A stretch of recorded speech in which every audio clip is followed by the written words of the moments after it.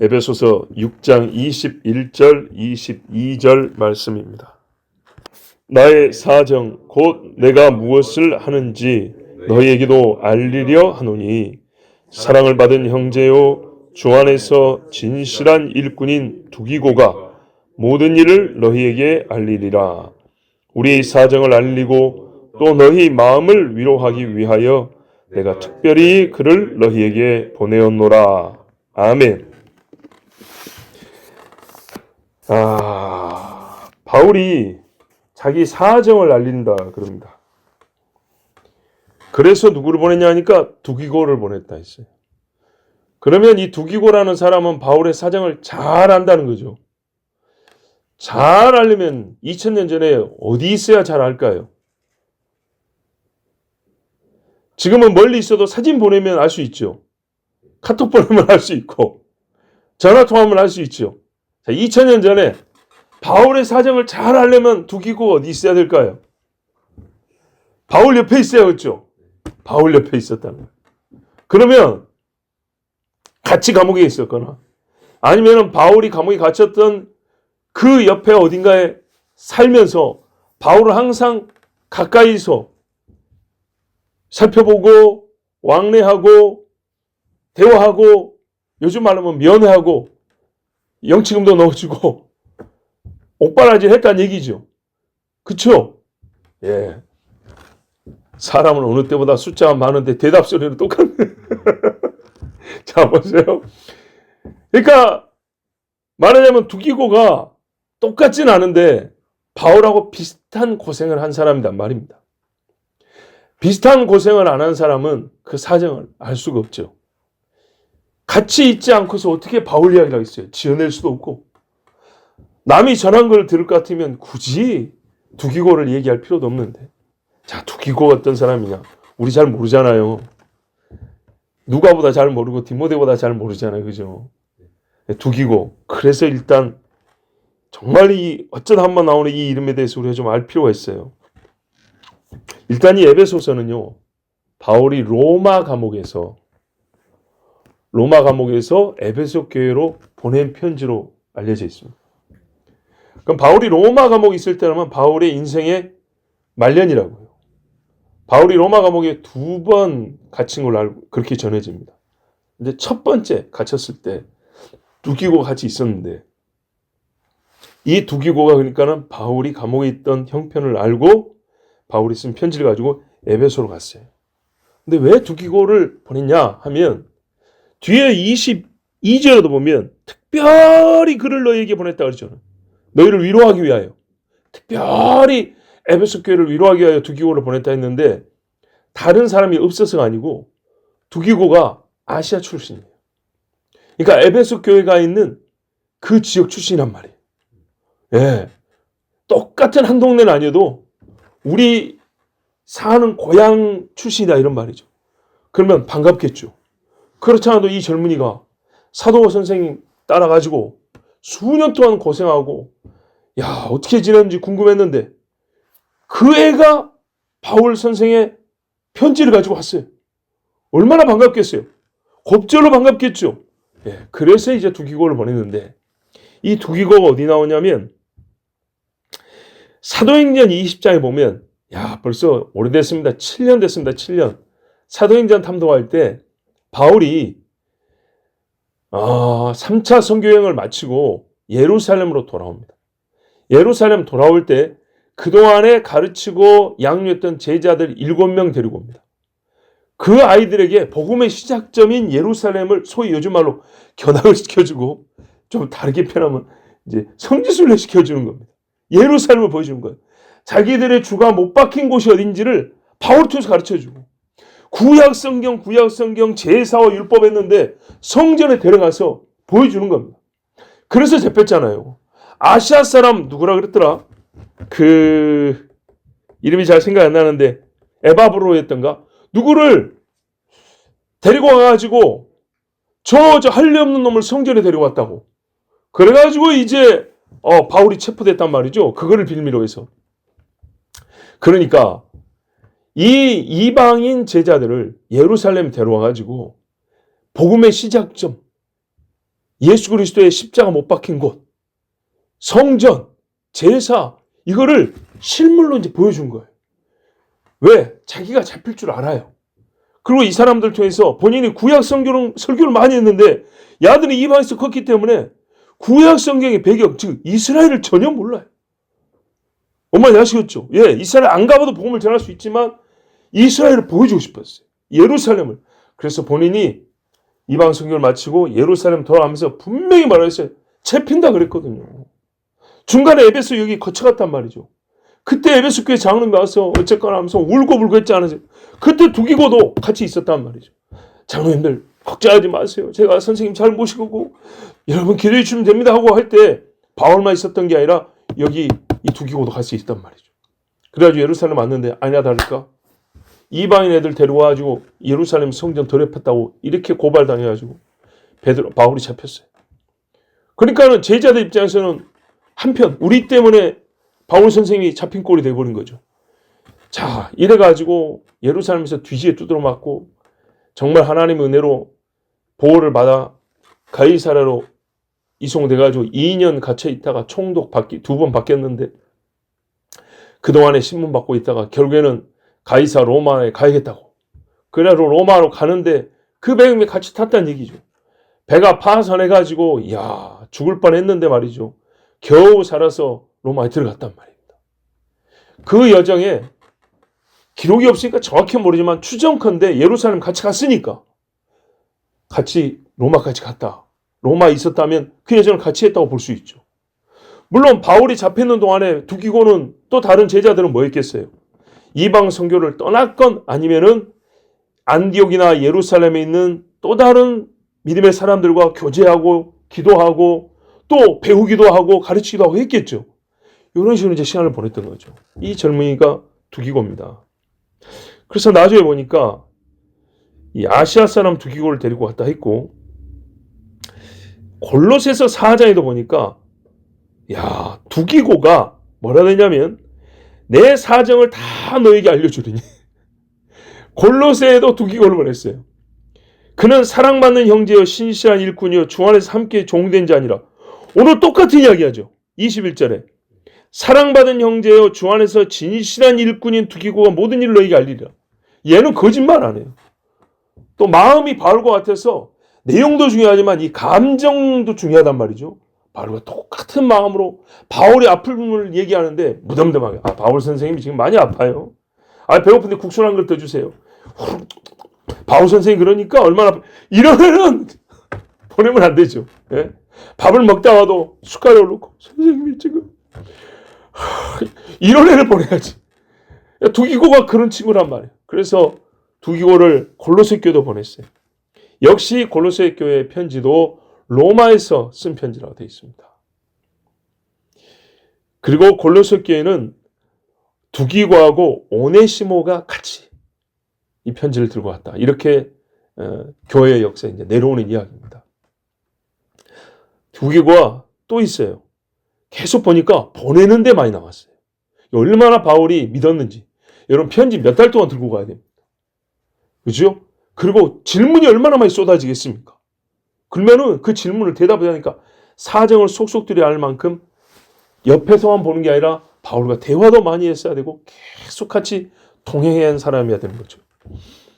여러분 같으면 예수님에 대해서 묻고 싶을 때 만약에 제가 여기 있고 옆에 베드로가 있다면 누구한테 물어보겠어요? 당연히 베드로한테 물어봐야죠. 그거 당연한 이야기죠. 그렇다 이 말이에요. 두기고가 바울한테는 그런 사람이란 말이에요.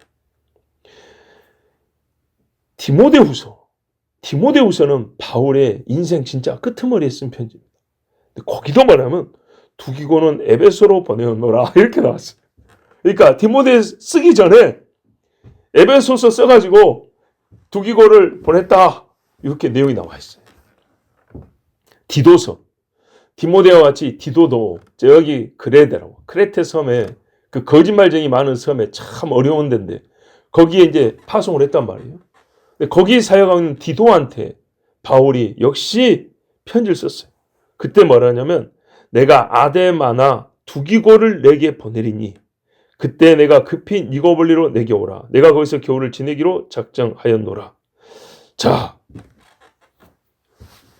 편지를 쓰면서 내가 이 편지와 함께 보냈는지 아니면 그 다음에 보냈는지 모르는데 두기고를 보낼 거다.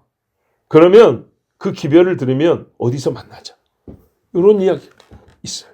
그러니까 두기고가 이름이 거론된 거는 한 5번 정도 되는데 한 번은 예루살렘으로 데려간 이방인 제자 중에 들어있었고 그 이후에는 계속 바울과 동행하여 바울이 자기의 소식을 다른 교회에 전할 때 또 편지를 보낼 때 두기고를 썼다는 겁니다. 이런 것을 볼 때 두기고가 바울 말 그대로 참 진실하고 신실한 일꾼이요 주 안에서 종되었다. 편지 전달만 잘해서 그런 게 아니고 편지를 붙일 만한 사람이었다 그 말입니다. 우리도 여러분 선교 지역에 아무나 보내지는 않습니다. 그죠? 우리 작년에 형제가 갔는데 거금을 들고 비밀리에 선교 자금을 보내야 되는 경우가 있습니다.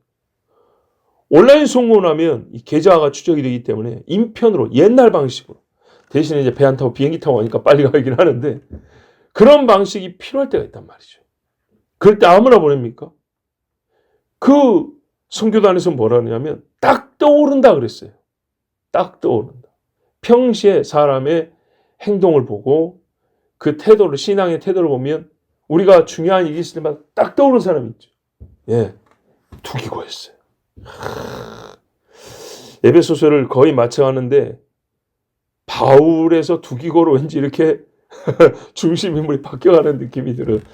참 희한합니다만은 하여튼 이 바울이 두기고를 신뢰하여 아마 2차 성교행 때부터 데리고 다닌 그런 제자로 보이는데 이 두기고가 오늘 편지를 전하였습니다.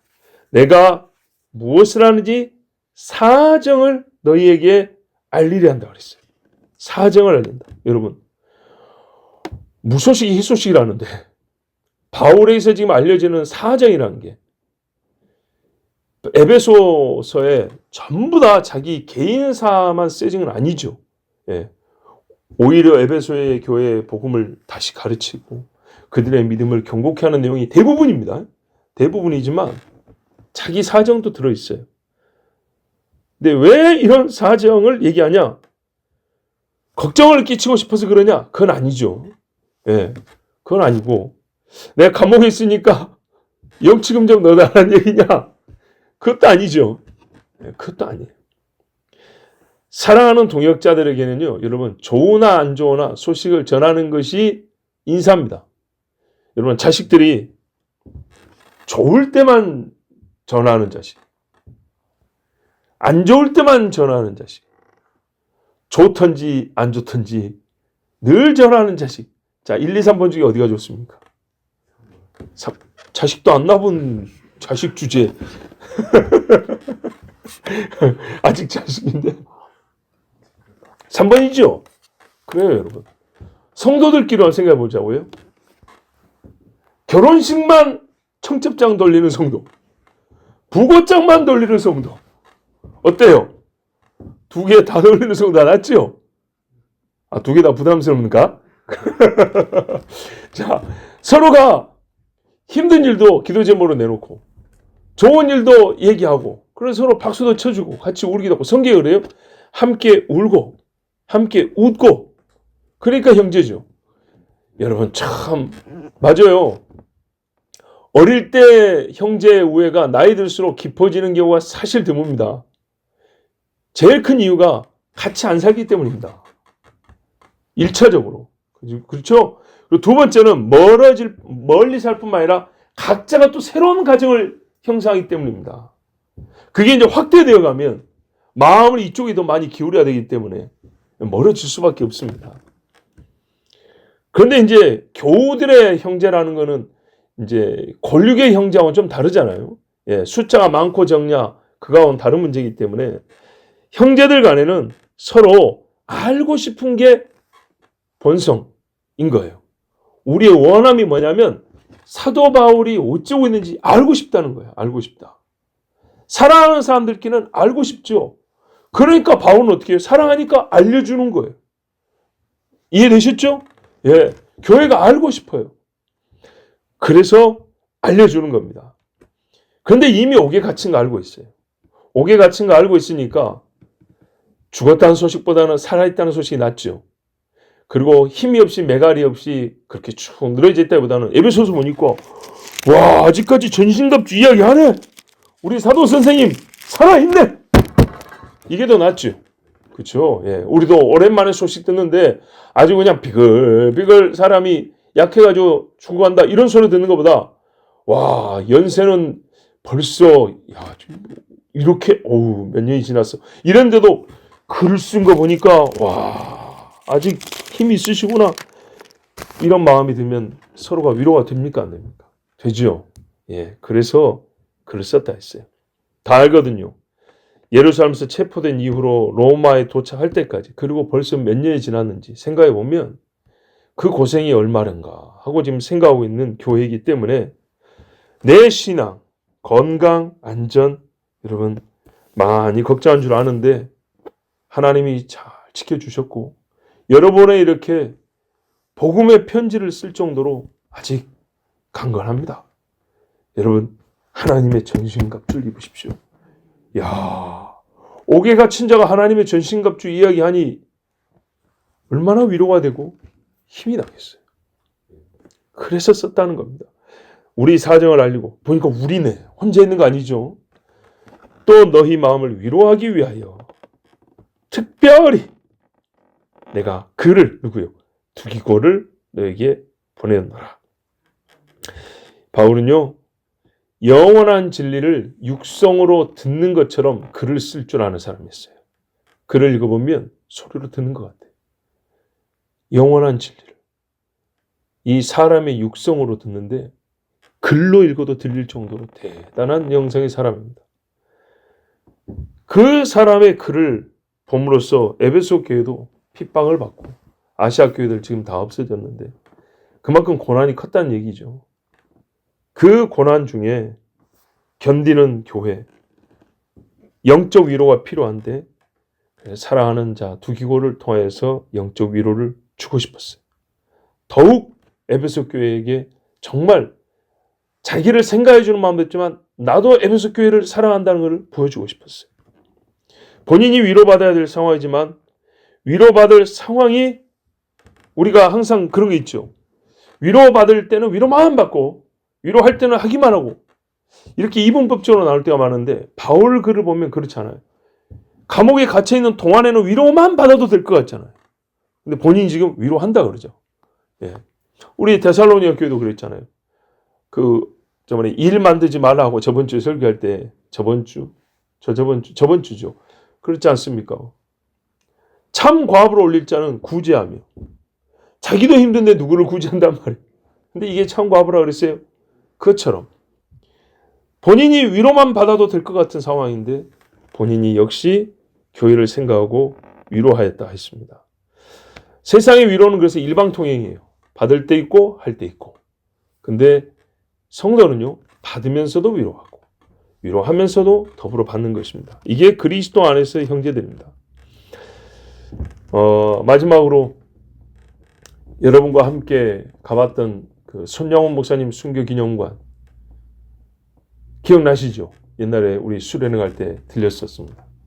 저는 여러 차례 갔는데 거기 가면 늘 보는 거 있습니다. 눈을 이렇게 휙 돌려도 보이는 거 말고 주목하여 보는 그 사진도 찍어오고 했던 그게 뭐냐면 손영훈 목사님이 옥에 여러 번 갇혔단 말이에요.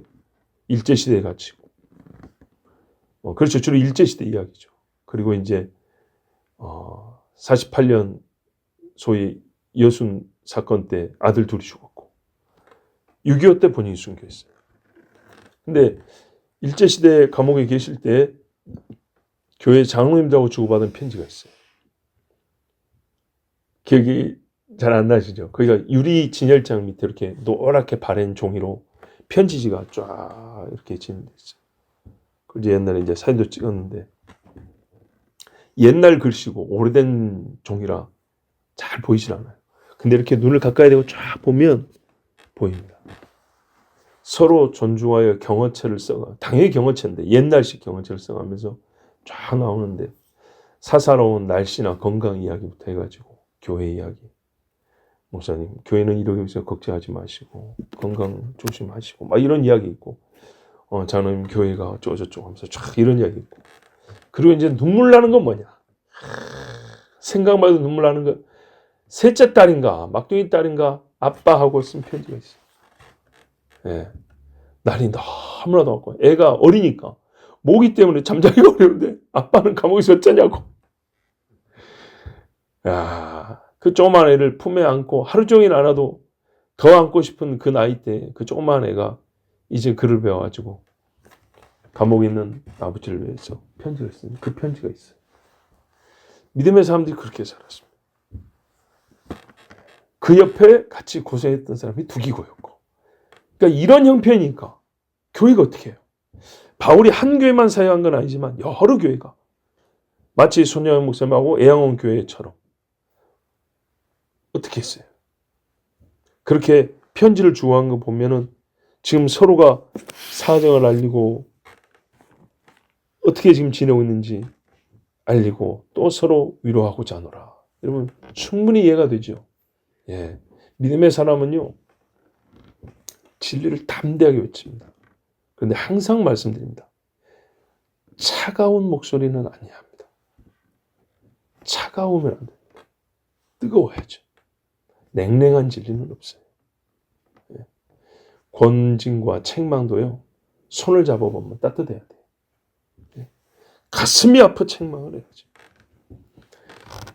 또 서로 마주보면은 애틋하게 손잡을 수 있는 그런 형제들, 멀리 이렇게 몇 년 떨어져 있어도 알고 싶고 소식을 알고 싶은, 이게 믿음의 공동체입니다. 우리가 사실 이게 쉬운 것 같아도 잘 못합니다. 이 성경의 마지막을 보세요. 만물의 마지막에 가까웠으니 너희가 서로 뜨겁게 사랑하라 그랬죠. 그렇죠? 그런데 그 말씀을 가르치는 성경 자체가 뒤로 갈수록 뜨겁거든요. 처음에 따뜻해요. 주 안에서 무난하노라 이렇게 시작해요. 뒤에 가면 이렇게 뜨거워요. 로마서도 마찬가지예요. 뒤에 가면 16장에 뭐가 나오는 줄 알아요? 누구와 누구에게 무난하노라, 누가 누구에게 무난하노라 하면서 명단만 한 장을 채워놨어요. 그 대단한 복음의 정수를 담은 로마서가 왜 한 장을, 세상에 한 장을 얼굴도 잘 모르는 사람이 인사시키는데 그 한 장을 쓰면 뜨겁죠. 뭐라고 하면 나보다 먼저 그리스도 안에 있는 사람이고 이 사람은 나하고 감옥에 같이 갔던 사람들이고 몇 사람이 나와야 감옥에 같이 간 사람. 얼마나 뜨거운지 모릅니다. 복음은 항상 그런 건 아니지만 이 편지를 볼 때 느껴지는 전체적인 그 온도는요 뒤로 갈수록 뜨거워집니다. 그리고요 어떤 서신들은 앞에서 굉장히 맹렬히 불타오릅니다. 그리고 뒤로 가면요 그 불타오는 불씨를요 확 퍼뜨립니다. 넓게. 오늘 우리 에베소서를 거의 마치면서 뜨거운 사랑을 읽습니다. 이 마지막 때 진리가 뜨거운 입김으로 말해지고 서로 귀에 들어 마음을 뜨겁게 하는 우리 모두가 되길 바랍니다. 기도하겠습니다. 하나님 아버지 감사합니다. 에베소서 주님 거의 다 끝나갑니다. 여기까지 인도해 주심을 감사합니다. 그리고 오늘 이 마지막에 가까울 때 에베소서를 읽을 때 참 어느 구절보다도 가슴 따뜻하고 또 데펴지는 뜨거워지는 이 말씀을 많은 주의 자녀들과 함께 듣게 해주셔서 감사합니다.